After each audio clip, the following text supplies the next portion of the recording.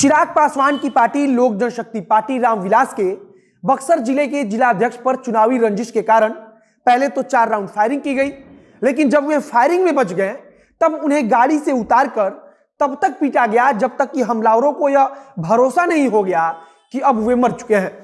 हमलावरों के हमले में वे बेहोश हो गए और हमलावरों को लगा कि अब वे मर गए हैं, जिसके बाद से वे अपनी तरफ से लाश को छोड़कर भाग गए। लेकिन लोक जनशक्ति पार्टी रामविलास के नेता अखिलेश सिंह की किस्मत ठीक थी कि वे सिर्फ बेहोश हुए थे। एक और बात बता दें कि उनकी तरफ से पहले ही इस बात को लेकर जिले के एसपी के पास एक आवेदन दिया गया था कि उनकी जान को खतरा है, लेकिन आमतौर पर जैसा कि हमारे यहां होता है कि जब कोई दुर्घटना हो नहीं जाती तब तक पुलिस उसकी तैयारी नहीं करती।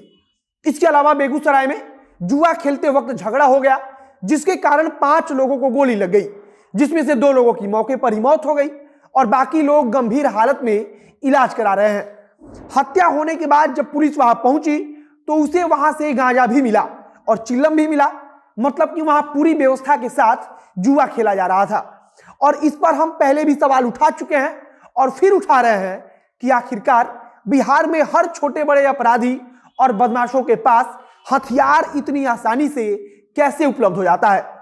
क्या हमारी पुलिस अभी तक इतनी सशक्त भी नहीं हो पाई है कि अवैध हथियारों का जो जाल फैला है उसे तोड़ा जा सके। अब नमस्कार, मेरा नाम है मोहित कुमार सिंह और आप देख रहे हैं हमारा विशेष कार्यक्रम एक्सप्लेनर।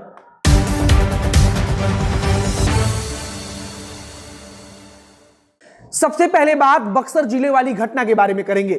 बक्सर में एक जगह है डुमराव, वहां से लोक जनशक्ति पार्टी के नेता अपनी गाड़ी से अपने पैतृक गांव जा रहे थे, लेकिन रास्ते में उन पर जानलेवा हमला हो गया। बताया जा रहा है कि गाड़ी को रोकने के लिए सबसे पहले हमलावरों ने फायरिंग शुरू कर दी और जब गाड़ी रुक गई तब उन्हें गाड़ी से उतारकर तब तक पीटा गया जब तक कि उन्हें आभास नहीं हो गया कि अब वे मर चुके हैं। हालांकि वे मरे नहीं थे, लेकिन बेहोश होकर गिर पड़े थे।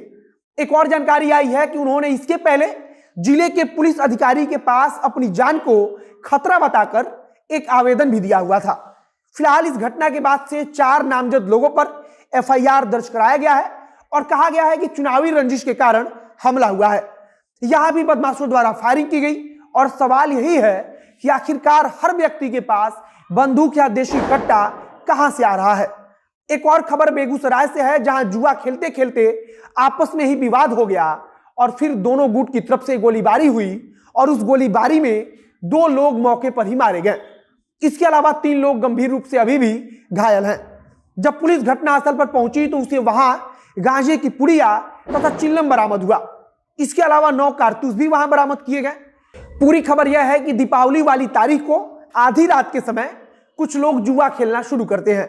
वे रात भर लगातार जुआ खेलते रहते हैं और जुआ खेलते खेलते सुबह हो जाती है।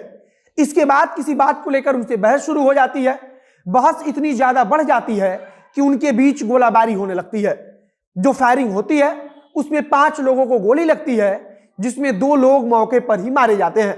इसके अलावा वहां गांजा भी बरामद किया गया है और पिछले कुछ समय में बिहार पुलिस के द्वारा लाखों रुपए के मूल्य के बराबर की गांजा बरामद की गई है। अब यहां सीधे तौर पर कानून व्यवस्था को लेकर कई प्रकार के सवाल उठ रहे हैं। कुछ दिन पहले हमने आपको बताया था कि किस प्रकार से सिवान में 18 वर्ष का एक लड़का छोटी सी बात पर बंदूक निकालकर गोली मार देता है। यह सब कुछ बताता है कि अवैध हथियार बिहार में कितनी आसानी से उपलब्ध है। अवैध हथियार इतनी आसानी से उपलब्ध है कि 17 साल 18 साल का लड़का भी उसे अपने साथ लेकर घूमता है। जिसने भी हत्या को अंजाम दिया जाता है उनमें से अधिकतर हत्याओं में अवैध हथियारों का ही इस्तेमाल होता है। अगर आप डेटा निकालेंगे तो आपको पता चलेगा कि बिहार के हथियारों से दूसरे राज्यों की पुलिस भी खुद को असुरक्षित बता रही है। मतलब कि दूसरे राज्य की पुलिस भी अपने यहाँ के अपराधों का दोष बिहार के सर पर मढ़ देती है। बाकी हमें लगता है कि सरकार को एक बार गंभीरता पूर्वक कानून व्यवस्था को लेकर समीक्षा की जानी चाहिए और गंभीरता से इस पर विचार किया जाना चाहिए कि आखिरकार 18 वर्ष के लड़के के पास अवैध हथियार कहां से पहुंच रहा है। बाकी बिहार में आए दिन हो रहे अपराधों के लिए सबसे ज्यादा जिम्मेदार बिहार में खुलेआम चल रहा अवैध हथियारों का व्यापार है। बाकी हम उम्मीद करते हैं कि सरकार आम जनता की सुरक्षा के लिए अवैध हथियारों के खिलाफ कोई बड़ा अभियान चलाकर इस जाल को तोड़ने की कोशिश करेगी। फिलहाल इस वीडियो को यहीं समाप्त करते हैं। आगे अगर कुछ नई जानकारी आएगी तो उसे हम आप तक पहुंचाएंगे। वीडियो को शेयर कीजिए, फेसबुक पेज को लाइक कर लीजिए, अगर यूट्यूब पर देख रहे हो चैनल को सब्सक्राइब कीजिए। मिलते हैं फिर अगले वीडियो में। कैमरे के पीछे खड़े ओम प्रकाश और मैं मोहित कुमार सिंह। बहुत बहुत धन्यवाद।